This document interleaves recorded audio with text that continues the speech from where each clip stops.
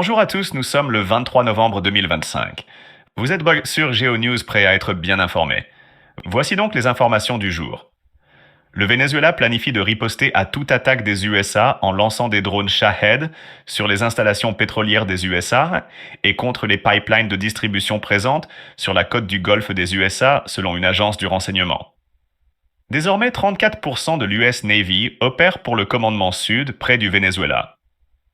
L'armée américaine prévoit de déposer des tracts sur Caracas, au Venezuela, ce dimanche 23 novembre, anniversaire de Maduro.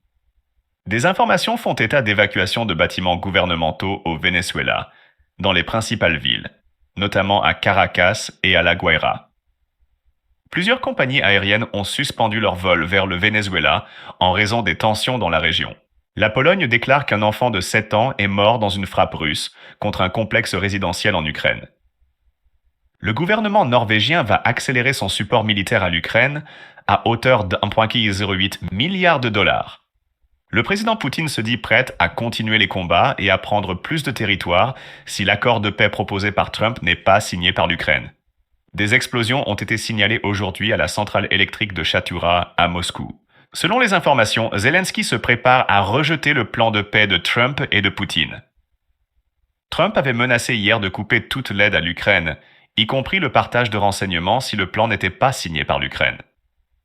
Un drone possiblement russe a été observé hier près de l'aéroport d'Eindhoven aux Pays-Bas. Le ministère néerlandais de la Défense a indiqué que plusieurs drones avaient été aperçus au-dessus de la base aérienne de Volkel vendredi soir. Des tirs ont été effectués sur les drones, mais sans succès. Par ailleurs, les troupes russes continuent leur avancée à Prokhovsk et Mirnograd, toujours encerclées.